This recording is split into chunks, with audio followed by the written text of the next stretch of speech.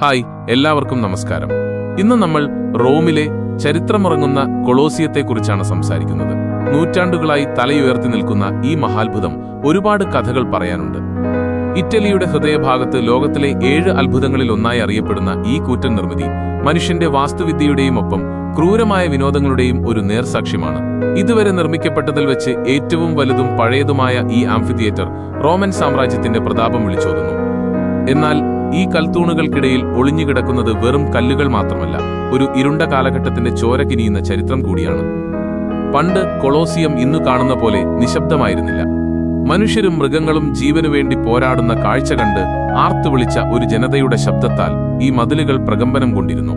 ഏകദേശം 80,000-ഓളം ആളുകളെ ഉൾക്കൊള്ളാൻ ശേഷിയുണ്ടായിരുന്ന ഈ സ്റ്റേഡിയത്തിൽ ചോരപ്പുഴ ഒഴുകുന്നത് കാണാൻ ആളുകൾ തടിച്ചുകൂടി. കൊളോസിയത്തിന്റെ അടിയിലെ ഇരുണ്ട അറകളിൽ മരണത്തെ മുഖാമുഖം കാണാൻ വിധിക്കപ്പെട്ട മനുഷ്യരെയും മൃഗങ്ങളെയും പാർപ്പിച്ചിരുന്നു. വിശന്നു വലഞ്ഞ സിംഹങ്ങളെയോ കടുവകളെയോ സ്റ്റേഡിയത്തിലേക്ക് തുറന്നുവിടുമ്പോൾ നിമിഷനേരം കൊണ്ട് അവിടെ മരണം താണ്ഡവമാടും.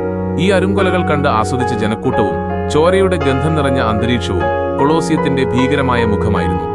ഏകദേശം 5 ലക്ഷം മനുഷ്യരും 10 ലക്ഷത്തിലധികം മൃഗങ്ങളും ഇവിടെ കൊല്ലപ്പെട്ടിട്ടുണ്ടെന്നാണ് കണക്ക്. റോമാ സാമ്രാജ്യം ഭരിച്ചിരുന്ന ചക്രവർത്തിമാരുടെ പ്രതാപത്തിന്റെ ചിഹ്നമായിരുന്നു കൊളോസിയം.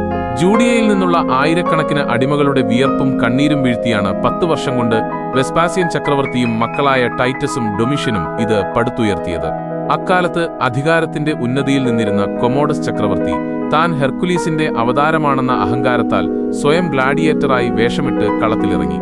ജനങ്ങളുടെ കയ്യടി നേടാനായി സിംഹങ്ങളെ കൊന്ന് കാൽക്കൽ കിടത്തിയിരുന്ന അദ്ദേഹം തന്റെ ശക്തിയും പ്രതാപവും ഒരിക്കലും അവസാനിക്കില്ലെന്ന് അഹങ്കരിച്ചിരുന്നു. എന്നാൽ കൊളോസിയത്തിന്റെ ഇന്നത്തെ അവസ്ഥ നമുക്ക് നൽകുന്ന വലിയൊരു പാഠമുണ്ട്.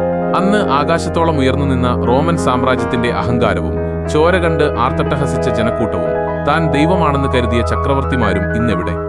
എല്ലാം കാലത്തിന്റെ കുത്തൊഴുക്കിൽ മണ്ണടിഞ്ഞു പോയിരിക്കുന്നു. അന്ന് മുഴങ്ങിക്കേട്ട ആരവങ്ങൾ ഇന്ന് ശൂന്യമായ കാറ്റായി മാറിയിരിക്കുന്നു. ഇതൊരു ഓർമ്മപ്പെടുത്തലാണ്. ഇഹലോകത്തിലെ മഹിമകളെല്ലാം കടന്നുപോകും എന്ന സത്യം കൊളോസിയത്തിന്റെ ഓരോ കല്ലും വിളിച്ചു പറയുന്നു.